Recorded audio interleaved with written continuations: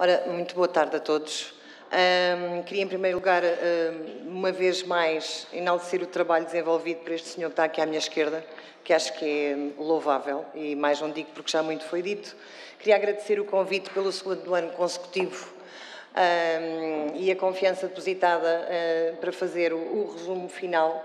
É uma tarefa muito complicada porque implica duas coisas que eu não sei fazer bem, que é selecionar o mais importante numa série de dimensões em que eu acho que tudo é importante e depois a capacidade de síntese que a maior parte das vezes não me assiste. Portanto, pedindo desde já desculpa também pelos eventuais erros de que faz parte a aprendizagem, como aqui foi dito, se eventualmente omitir alguma coisa que para alguém dos presentes considerar importante, compreendam que isto é um trabalho feito, isto é quase a sincronia que existe no online e é provável que me tenha esquecido algumas coisas fundamentais. Posto isto, o Presidente da Associação Direito a Aprender, o Dr. Rui Seguro, abriu os trabalhos.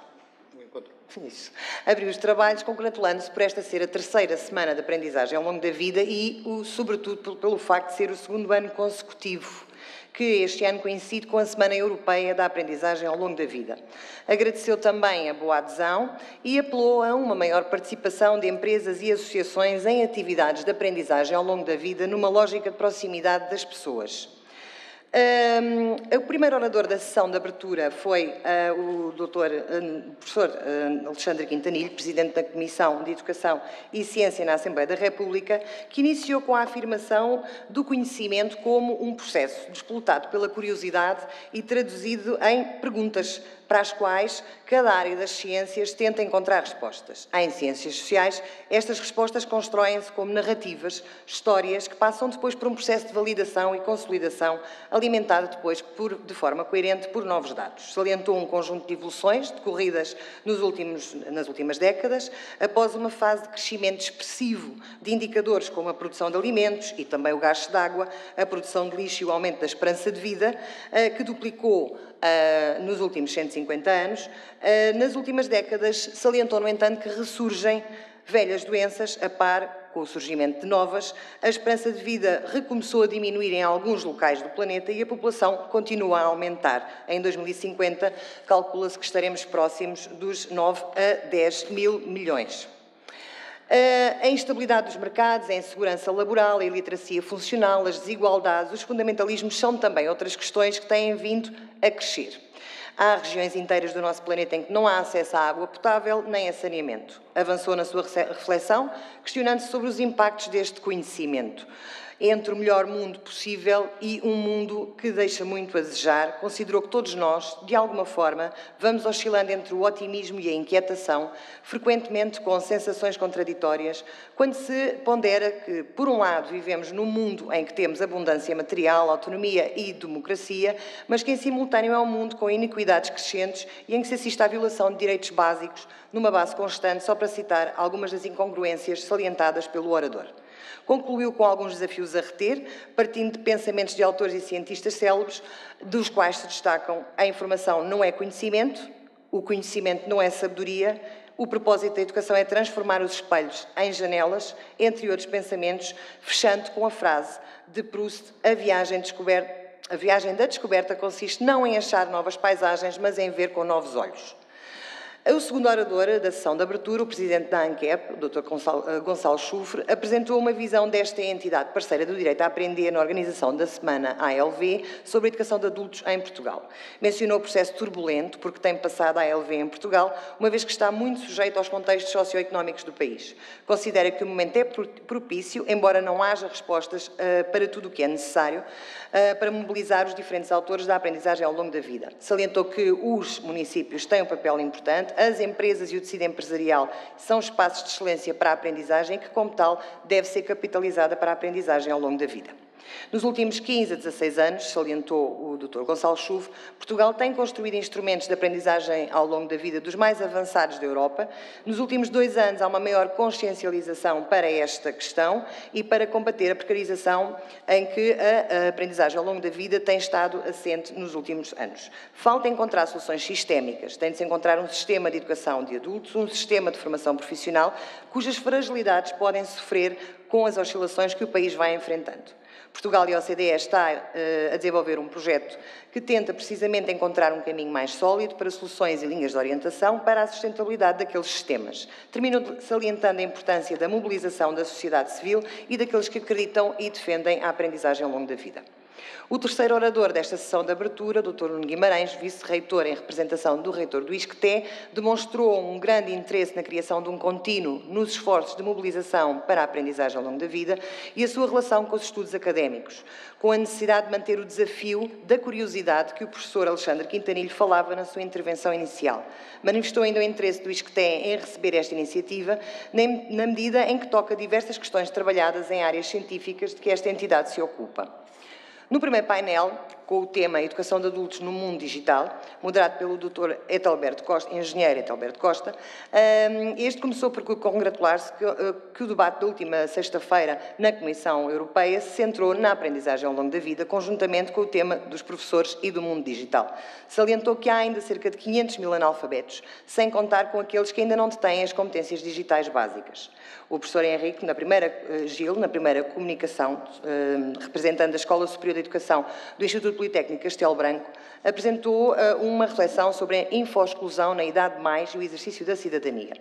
Usou inicialmente uma metáfora das falhas naturais como mote para a sua comunicação sobre a info-exclusão. Distinguiu o ensino marcado pelo formalismo, de outros tempos como nos nossos tempos, dos espaços de aprendizagem flexíveis que hoje temos de considerar se quisermos perceber como é que se aprende, nomeadamente no domínio das tecnologias. Referiu a forma como o digital alterou as formas do homem comunicar e relacionar-se, recriou inclusivamente parte dessa linguagem de comunicação. No entanto, a prevalência de info-incluídos afasta ainda mais os info-excluídos, aqueles que não têm domínio de competências digitais nem têm o mundo na ponta dos dedos, segundo frase do próprio. Salientou que apenas 19% dos cidadãos entre os 65 e os 74 anos são utilizadores da internet, segundo o Eurostat.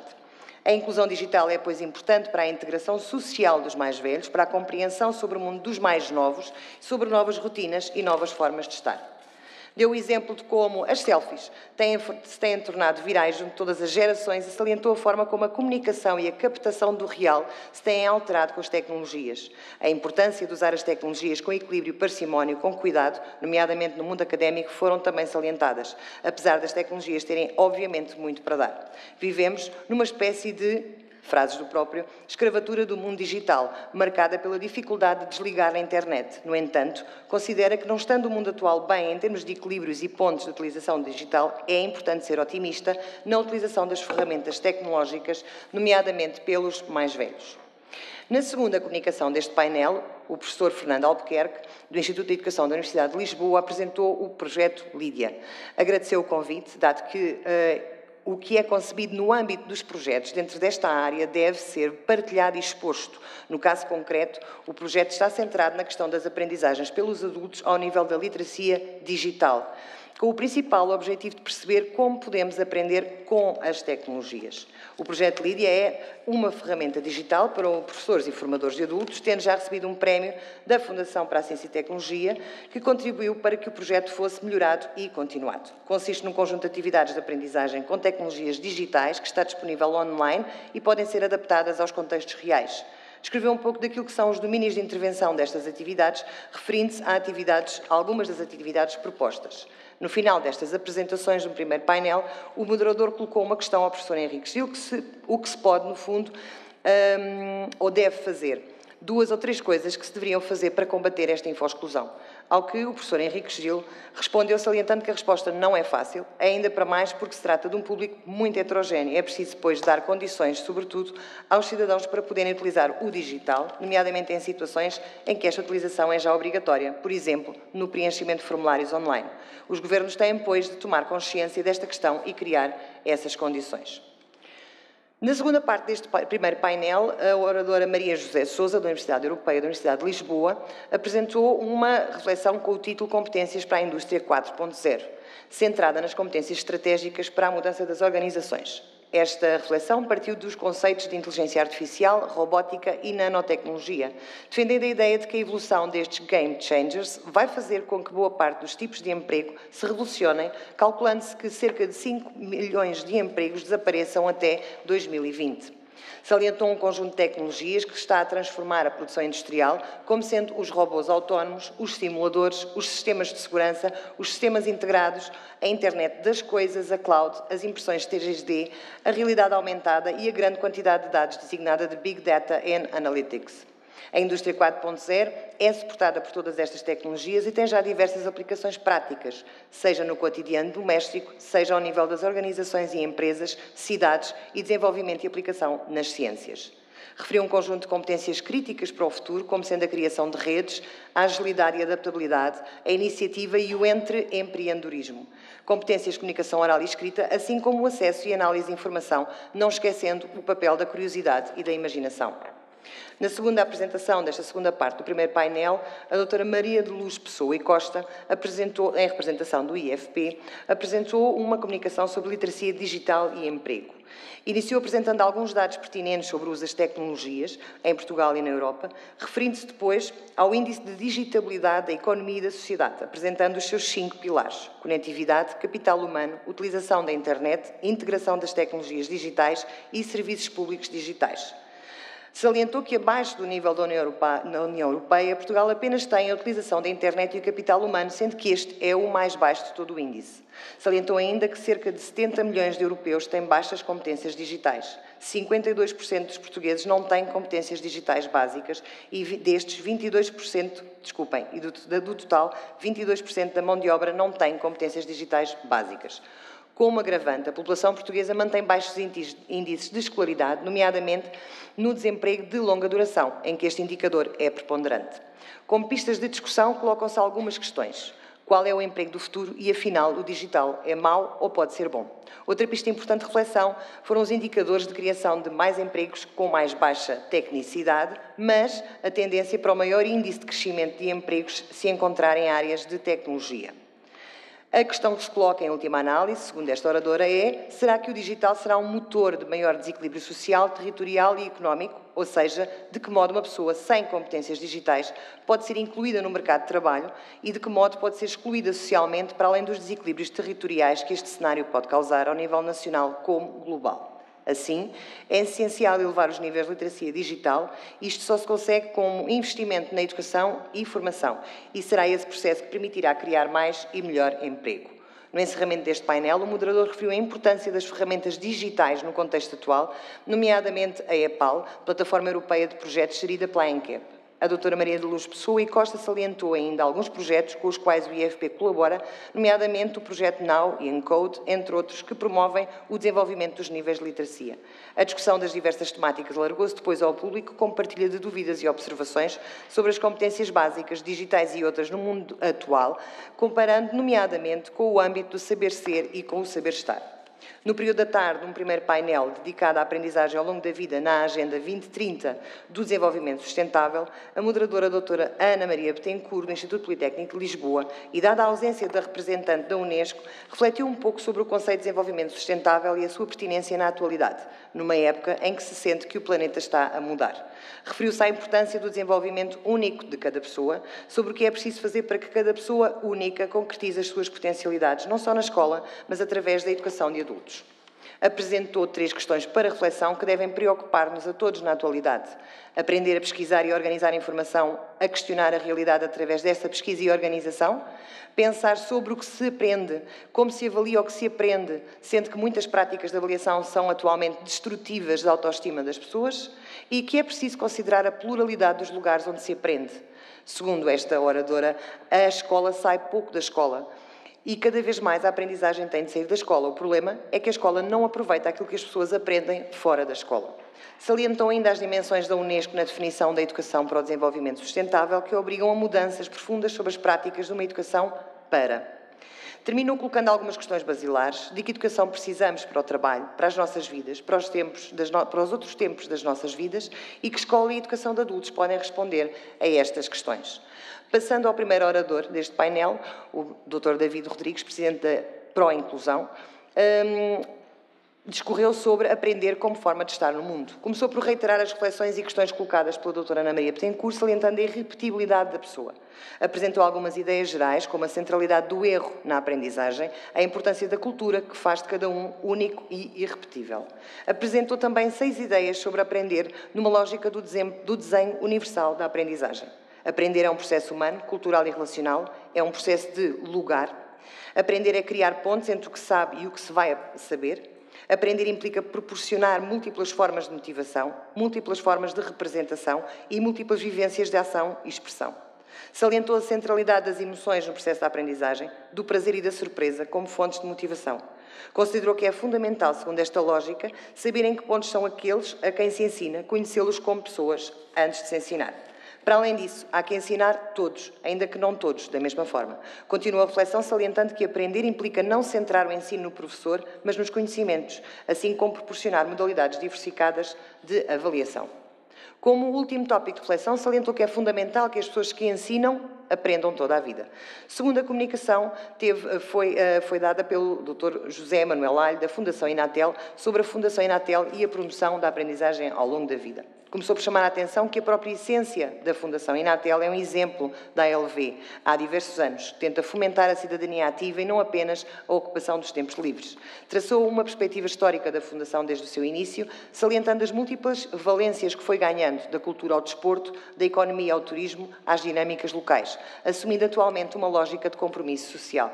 Esta tem sido uma entidade que tem participado ativamente nas várias semanas ALV promovidas pela Direito a Aprender, através das suas atividades do foro formal como não formal. Foram referidas diversas iniciativas levadas a cabo e que contribuem para a promoção da ALV, com vista às melhores práticas de envelhecimento ativo numa lógica de compromisso social. Finalizou depois com a afirmação do empenho numa agenda para o desenvolvimento sustentável através das iniciativas das várias agências do Inatel espalhadas pelo país e salientou novamente o papel da Fundação junto de populações que, de outro modo, não teriam acesso tão facilitado ao conhecimento e ao mundo. A moderadora deste painel fez o balanço sobre algumas questões levantadas pelas apresentações, nomeadamente o diálogo intercultural que o turismo promove, bem como o papel que a educação tem na preparação das pessoas para a intervenção cívica, bem como na defesa do seu património. Fez ainda mais uma referência ao papel central da Unesco sobre estas e outras questões, nomeadamente através da sua bandeira da Educação para Todos.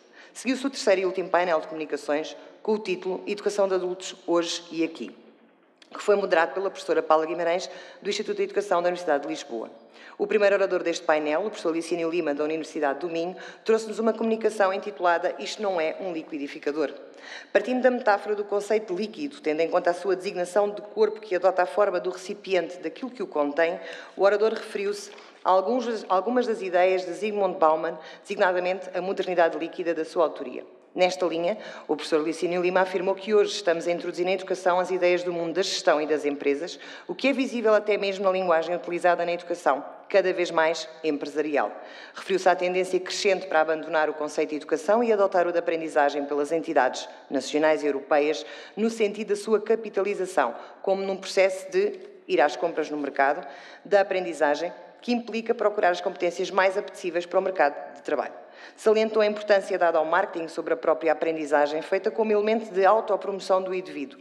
Referiu-se à centralidade dada a certos conceitos, como sendo skills, qualificações, mercado, negócio, empreendedor, entre outros, nomeadamente em documentos da União Europeia. Chamou a atenção para a tendência para a estandardarização, para os pacotes de formação que uniformizam os processos de educação e centram as políticas e as práticas de educação de adultos em lógicas de adaptação e de funcionalismo. Terminou defendendo, pois, que a educação de adultos não pode ser um processo de liquidificação, uma vez que isto significa uma educação puramente adaptativa, incompatível com um projeto de educação para a cidadania abrangente e global. Seguiu-se a intervenção da doutora Teresa Calçada, do Plano Nacional de Leitura 2027, sobre o tema Ler Qualifica. A oradora iniciou reiterando os objetivos do Plano Nacional de Leitura desde há cerca de uma década, afirmando a importância da leitura e da escrita enquanto condição para um exercício pleno da cidadania. Apresentou algumas das ideias fundamentais do Plano 2027, sendo que os seus pilares, ler, escrever, contar e hoje as competências digitais, se mantêm e são cada vez mais centrais no processo de construção da cidadania. No que diz respeito às competências digitais, salientou a oradora que não as de ter implica não ter hoje acesso a uma cidadania plena. Alertou que não se trata apenas daqueles que engrossam o número de analfabetos, reais ou funcionais, ao nível da leitura, da escrita e da literacia. Esta é uma questão que tem tendência para alastrar às suas famílias, questão que nos devia preocupar.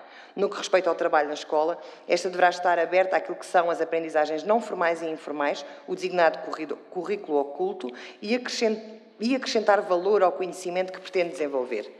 De um modo geral, sobressai a ideia de que ler e escrever devem ser transversais a todas as formas de desenvolvimento do conhecimento e das qualificações de todos os cidadãos, pilar presente no programa Ler Qualifica. A última apresentação coube à professora Albertina Oliveira, da Faculdade de Psicologia e Ciências de Educação da Universidade de Coimbra, sobre o tema A Construção da Autonomia na Idade Adulta. Destacaram-se questões como a importância de ter finalidades na execução das nossas tarefas, de forma a dar-lhes um sentido. Nesta lógica, o processo de autonomização da pessoa estende-se por toda a vida, é multidirecional, é multidimensional, implicando uma intervenção interdisciplinar a caminho para a interdependência e não independência. A autonomia na aprendizagem implica construir o sentido de pertença a uma comunidade, definir o conjunto de crenças epistemológicas, implica as características das personalidades e a construção de uma confiança pessoal. Terminou salientando a importância do percurso da autonomização, que leva cada um a descobrir-se a si próprio e ao seu papel no mundo. Seguiram-se algumas intervenções dos presentes que se reportaram às comunicações do último painel, designadamente sobre a educação não formal, mas também sobre a formalização das práticas de educação de adultos, de um ponto de vista meramente funcional e com objetivos de adaptação às necessidades prescritas pela sociedade. Esta perspectiva foi clara e amplamente criticada pelos presentes no painel, nomeadamente pelo professor Licínio Lima, que reafirmou a defesa de uma educação de adultos que humanize o ser humano. Passando depois à entrega do Prémio da Semana Aprendizagem ao Longo da Vida 2017, apresentado pela doutora Ana Maria Canelas, foi entregue um prémio, uma menção honrosa, sendo que a menção honrosa foi entregue ao projeto Letras para a Vida, da Escola da ESE de Coimbra, e o prémio, o projeto RUTIS, da Rede de Universidades da Terceira Idade. Seguiu-se a apresentação dos projetos premiados, após o que foi feito o resumo dos trabalhos deste encontro da Semana Aprender ao Longo da Vida, que foi encerrado pelo Dr. Francisco Madelino, Presidente da Fundação Inatel. Obrigada.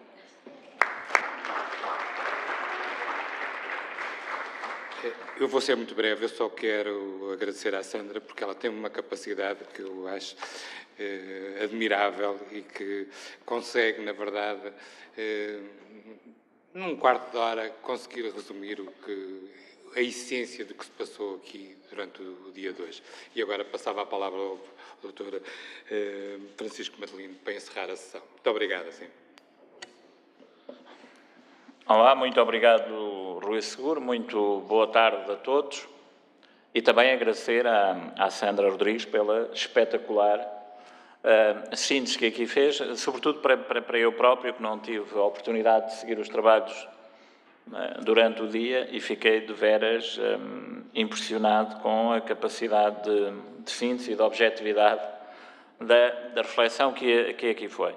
Eu gostava de dizer que para mim próprio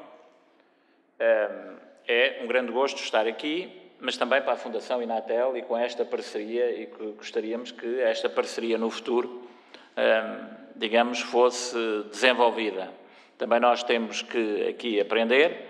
A própria Fundação Inatel não deixa de ser uma coisa curiosa. A Fundação Inatel tem 82 anos, e o país passou por tantos vicissitudes. Também foi dito aqui que numa das intervenções foi dito que nos últimos 15 anos muitos passos significativos foram dados para a aprendizagem ao longo da vida, mas a Fundação Inatel, que tem uma função e tem um número de participações significativas do ponto de vista educativo ou formativo, se assim quiserem, mas essa educação foi sempre não formal, no sentido em que nunca foi incluída em sistemas digamos assim, do sistema que foi sendo construído ao longo destes últimos 15 anos.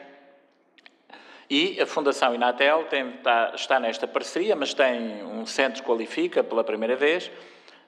que está a implementar e também empenhada ativamente sobre esta administração em integrar-se dentro dos mecanismos e das metodologias.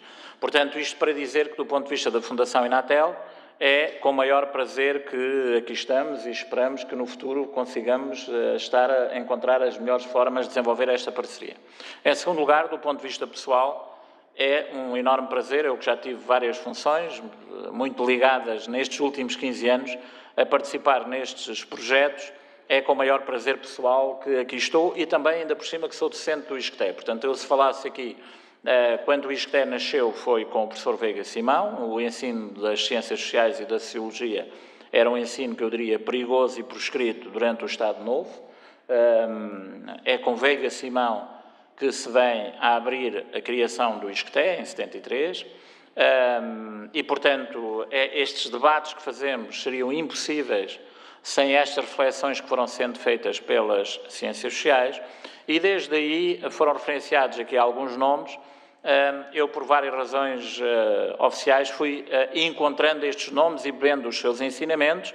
Eu poderia falar aqui nesta sequência Alberto Mel, Márcia Trigo, José Manuel Castro, e até chegar a este momento a Ana Cláudia Valente ou a ACIR, para dar, digamos, esta sequência, o ACIR e através da Rede Valorizar, que nos Açores foram fundamentais, que eu diria de um movimento que foi passando do velho debate do combate ao analfabetismo, ou até da formação, quase que eu diria, ocupacional para, muitas vezes, um cruzamento entre o analfabetismo e a ocupação de idosos. Eu, por exemplo, encontrei isto muito na Fundação Inatel, e que também são muitas. Eu agora, a partir deste momento, vou passar a fazer uma reflexão sobre a matéria da aprendizagem ao longo da vida, mas também encontrei, porque também sou autarca, sem nenhum, digamos, desprimor, mas é um outro desafio quando falamos de aprendizagem ao longo da vida que o país tem que fazer. Portanto, desde estas campanhas do analfabetismo até à moda das universidades séniores ocupacionais, eu tenho isto muito dentro do Inatel, são milhares de pessoas que estão a aprender, mas são as mesmas, há uma quantidade de tempo, sem cruzamento com os sistemas de qualificação e de certificação formal dessas aprendizagens, até este caminho que durou décadas da ANEF, etc., depois de fazer outra vez um regresso atrás, depois chegar aos centros de novas oportunidades, depois fazer outra vez um regresso atrás, e eu termino aqui para dizer que ainda muito recentemente as Nações Unidas organizaram em Lisboa sobre as questões do envelhecimento ativo, e o Sr. Presidente da República lançou um tema para debate extremamente interessante, que ele dizia que as pessoas vão vivendo mais, a esperança de vida foi vivendo, mas há uma dificuldade nestes últimos anos de apreender a evolução dos instrumentos de acesso ao conhecimento. Foi dado o exemplo digital e, digamos, as pessoas que vão tendo muitas vezes menores capacidades. Mas tudo isto para dizer, e vou fazer aqui uma intervenção para quem tem seguido este debate, que tem aqui alguns elementos de provocação intelectual, obviamente. Hoje, Pacheco Pereira escrevia um artigo, e eu já vou fazer a metáfora para a aprendizagem ao longo da vida, que dizia mais ou menos uma coisa assim: há certos setores sociais do país que se preocupam tanto com os salários privados na teoria, por exemplo, quando comparam com os públicos e as evoluções dos públicos relativamente ao privado, mas depois, quando toca na sua gestão diária, são tão pouco sensíveis à questão salarial dos privados, seja em matérias como o salário mínimo ou outras. A metáfora é que, na aprendizagem ao longo da vida, há tanta gente, teoricamente, cientificamente, tão sensível às questões da aprendizagem ao longo da vida, que depois, quando chegamos aos aspectos práticos, são tão pouco sensíveis à aprendizagem ao longo da vida.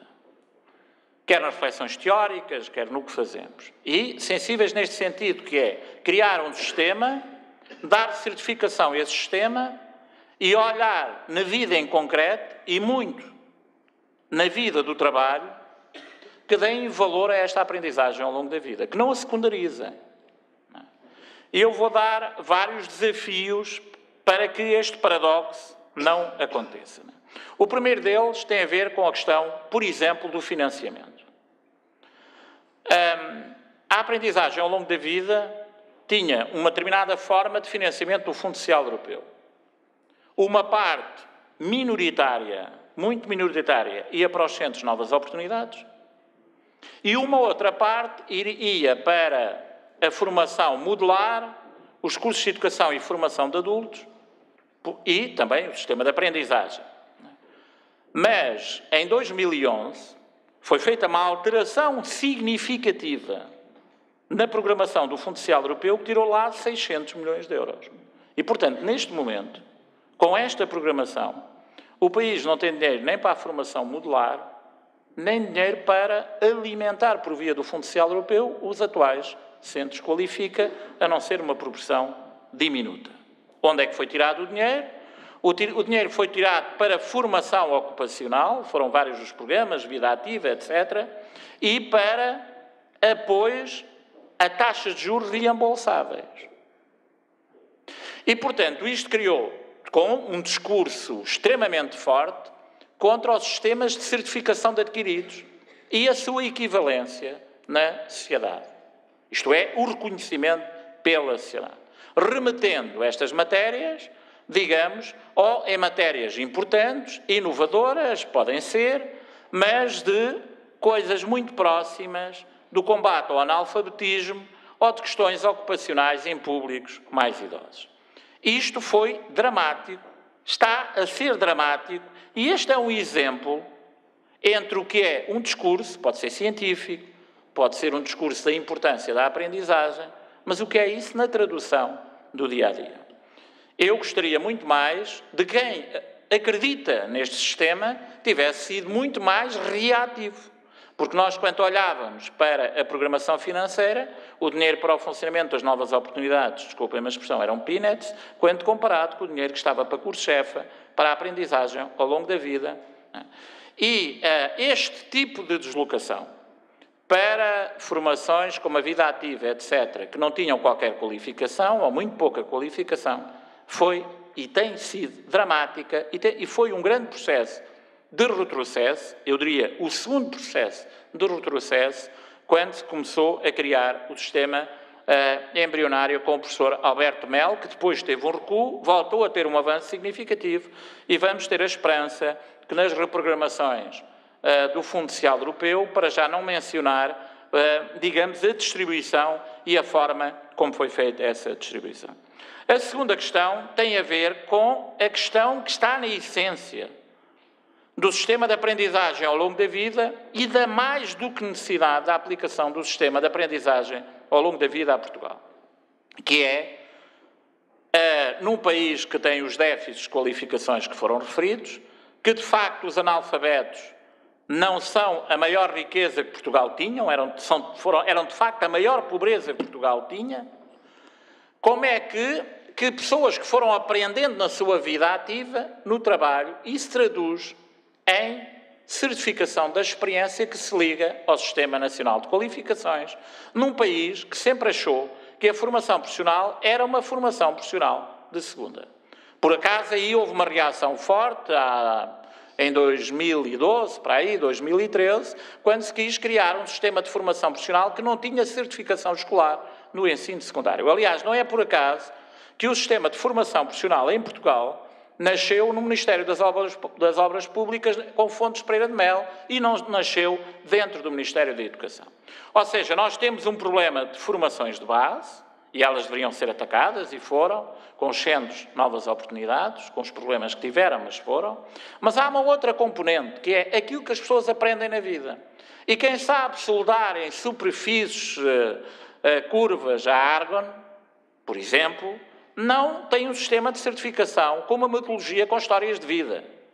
Há processos que o mercado de trabalho tem para que essas pessoas tenham sistemas de créditos e que esses sistemas de créditos se ligam aos sistemas de formação horizontal. Ora, o país pouco avançou nesta matéria.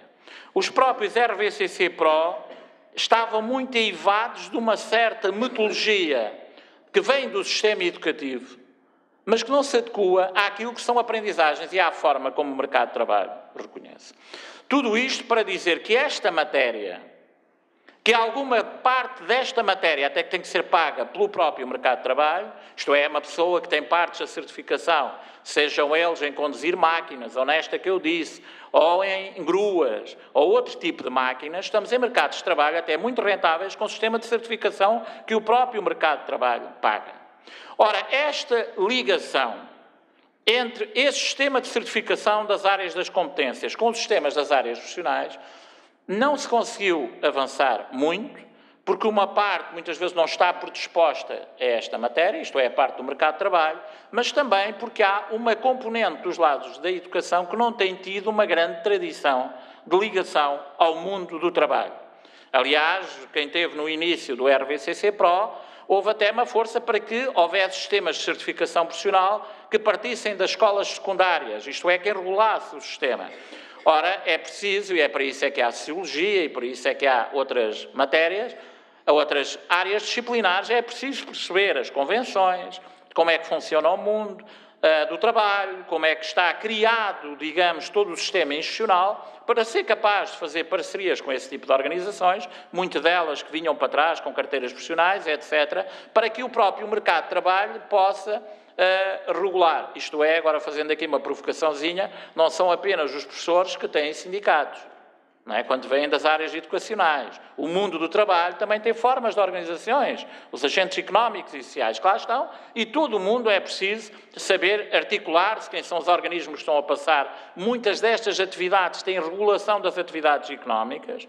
A regulação das atividades económicas tem matérias, digamos, de área técnica, mas tem matérias também de certificação profissional. Isto é, por exemplo, uma empresa que tem um alvará de obras públicas e que indexa esse alvará de obras públicas ao tipo de competências profissionais, é preciso haver essa capacidade de diálogo e entrar nessas matérias para ter um sistema de educação ao longo da vida que se articule com um catálogo nacional de qualificações, num sistema de puzzle de competências e não nos cingirmos a um gueto e um feudo, desculpa-me a expressão, de apenas andar, digamos, nos velhotes que se vão reunir alguns numa Câmara Municipal para ter competências ocupacionais. É preciso ter essa formação. E é por isso que o Inatel nunca entrou. Porque uma outra coisa é eu entrar na formação desde competências, como por exemplo, formação de instrumentos musicais tradicionais ou outros, e ser capaz de fazer estas ligações para que as pessoas entrem dentro de um sistema de qualificações ao longo da vida. Eu acho que este é um segundo nível extremamente importante que importa ao país fazer. E para isso, essa terceira componente, que é a ligação e a capacidade de ter nas entidades que estão no terreno, sejam elas territoriais, sejam elas profissionais, sejam elas outras, capaz de estabelecer uma parceria que seja capaz de dar um output ao sistema. Isto é, o sistema resolveu uma parte, isto é, pessoas que passam-se a dar formações para ter equivalências ao sexto ou nono ano, mas à medida em que este estoque se vai, digamos, diminuindo, é preciso ter capacidade para passar, para aliciar e para trazer à outra componente. É verdade. Aí é preciso ter dinheiro para a formação modular, para as competências que faltam. É preciso ter dinheiro para que essas bases institucionais funcionem. E eu acho que foi aquilo que foi feito no ponto de vista da programação. Já não vou falar de outras componentes, porque se gastou dinheiro para trás e gastou-se dinheiro para a frente, recorrendo a créditos e adiantamentos do sistema. Aquilo que foi feito nesta matéria, para utilizar um eufemismo, foi, na minha perspectiva e na minha forma de ver isto, um grande mal que se fez ao sistema de qualificações do país. Ainda bem que o país reagiu quando foi para criar novamente um sistema de formação de segunda na escola secundária. Houve uma reação do país relativamente a este aspecto. Mas relativamente às matérias da formação e da forma como o sistema deveria, como estava criado e como se criou, digamos, como se criou aqui uma ruptura no próprio sistema, apesar de ter tentado estar a resolver os problemas e a tentar encontrar soluções dentro do sistema, tem sido muito negativo para os avanços que o sistema tenha tido. Uma quarta matéria tem a ver com as matérias do envelhecimento ativo. E as matérias do envelhecimento ativo têm nas questões digitais uma questão extremamente importante, nas questões da qualidade de vida, da cidadania, etc. E eu acho que é importante nestas matérias ser capaz de estabelecer aqui mecanismos que muitas vezes têm que ser personalizados, mas com a dimensão dos problemas que o país tem, também tem que ter uma dimensão, digamos, uma grande dimensão, e standardizada. Porque é impossível responder a problemas de centenas de milhares de pessoas sem ter respostas standardizadas. Eu percebo que é muito simpático resolver, muitas vezes, com metodologias individualizadas, aplicadas, com 20, 30, 40, 60 pessoas, mas o país tem um problema de dimensão. E esse problema de dimensão tem que ter respostas compatíveis com a dimensão. Porque só aí é que é verdade aquela questão que é, o problema não se resolve com a morte das pessoas. Portanto, nós tínhamos há uns anos atrás cerca de 110 mil pessoas que entravam no mercado de trabalho. Todos os anos, jovens. Neste momento, com as alterações demográficas, temos entre 80 a 90 mil pessoas. Temos uma população ativa de 5 milhões. Portanto, vamos ter que estar a esperar décadas para que o problema se resolva. E estas é que são as reformas estruturais. As reformas estruturais, quando se fala, e de capital humano sobretudo, são estas. E, portanto, com problemas de dimensão de milhares, tem que haver respostas com dimensões de milhares. É por isso é que nós tínhamos um ensino recorrente, inscreviam 60 mil pessoas e depois acabavam 4, 5 mil. Porque é impossível as pessoas trabalharem as horas de trabalho e irem com a resposta do ensino recorrente. Faz lembrar aquela frase do Marx, a teoria estava certa, a realidade é que estava errada. Ora, quando a realidade é esta, como é que nós, com estes problemas de dimensão, temos resposta para esta dimensão? E termino aqui dizendo que as matérias do diálogo intercultural e as matérias do ambiente são matérias também fundamentais e educativas. A Fundação Inatel, esteve hoje aqui o Zé Alho a falar da Agenda 2030, e a Agenda 2030 que as Nações Unidas trazem é sobretudo esta ideia. O mundo tem que ser sustentável ambientalmente, e ser sustentável ambientalmente significa que se todas as pessoas do mundo tivessem a educação média dos portugueses e a forma de vida média dos portugueses, nem é preciso falar da Europa, eram precisos mais 20 planetas para aguentar esta forma de vida. Portanto, o problema não se resolve apenas com o conhecimento e a tecnologia atual difundida para todos. Porque não há mundo para todos. E quando não há mundos para todos, quem domina o mundo toma conta do mundo. Portanto, 5% da população, onde nós estamos, consome 90% dos recursos. Ora, como é que nós construímos este desafio para as pessoas e um conhecimento para resolver este problema ambiental, que é o problema fundamental para as novas gerações? E, em segundo lugar, há um outro problema, é o que vem dizer as Nações Unidas na Agenda 2030. É que as populações passaram a viver em grandes urbes, em grandes áreas metropolitanas, 10, 20 milhões de pessoas, e estas áreas metropolitanas, com as facilidades e a redução de custos de transporte, etc., têm culturas diferentes e têm dificuldades de aceitar uns aos outros. Basta olhar para a Europa e para as bombas.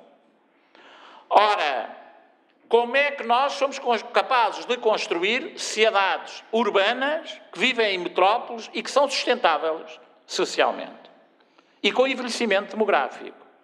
Ora, estes dois desafios, o desafio ambiental e o desafio da diversidade intercultural, nós na Fundação Inatel estamos a entrar na Agenda 2030 com toda a força porque percebemos, porque temos funções de desenvolver a cultura popular portuguesa, a cultura portuguesa no mundo e ser capaz de entrar nestes grandes debates e até por efeitos de demonstração, na cultura, por exemplo, que é possível, e num país como Portugal tem essa grande vantagem, haver convivência intercultural. E, portanto, vamos fazendo espetáculos, trazemos pessoas de todo o mundo, trazemos pessoas que cruzam várias dimensões culturais em projetos que são muito abertos aos jovens, para os jovens perceberem esta interculturalidade e esta intergeração. E, portanto, se eu quero promover esta ideia, não vou fazer coisas como grandes festivais em que são claramente marcados, eu até diria que fazem parte da standardização cultural mundial, mas vou buscar os Carlos do Carmo, os Chalificatas, ou os Chaínhos deste mundo, e que mostram que há projetos renovadores e com diversidade cultural. E recebemos refugiados. E tentamos convencer a sociedade portuguesa que uma fundação como a Inatel, que já recebeu austríacos, órfãos da Segunda Guerra Mundial, quando está a receber sírios ou eritreus, tem este efeito de demonstração e poder dizer aos austríacos que já os recebeu órfãos quando eles ficaram órfãos na Segunda Guerra Mundial. Ora, nós, no programa Turismo Sério que estamos a tentar fazer, temos sempre estes elementos formativos, de qualidade de vida. É esse desafio que vamos relançar o programa, diversidade intercultural, da cidadania, que a democracia é uma ideia que se tem que trabalhar, etc.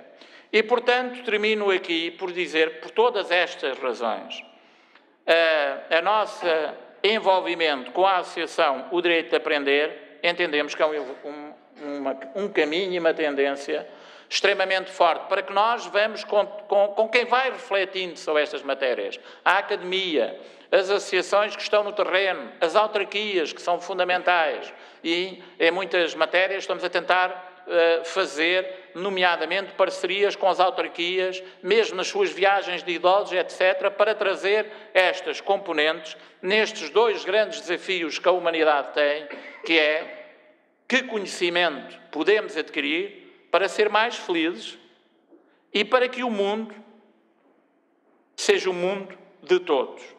Isto é, que todos podemos utilizar energia sem dar cabo do planeta, que todos podemos viver em grandes urbes, não é tolerar os outros, é aceitar os outros como eles são. E, portanto, nestes grandes debates da aprendizagem ao longo da vida, num país que tem como principal déficit o capital humano. Isto é, nós temos um conjunto significativamente de pessoas, em 5 milhões de habitantes, temos cerca de 4 milhões de habitantes que têm um déficit de qualificações face à média europeia. E para atingir a média europeia, só temos com qualificações semelhantes 1 milhão de portugueses. E como é que vamos passar de 1 milhão para 1 milhão e 100 mil, para 1 milhão e 200 mil, para 1 milhão e 300 mil, não porque morreram 100 mil, mas porque somos capazes de antecipar este processo. Portanto, caro Rui Seguro, caros amigos que aqui estamos, é este o desafio que nós temos. Muito obrigado a todos.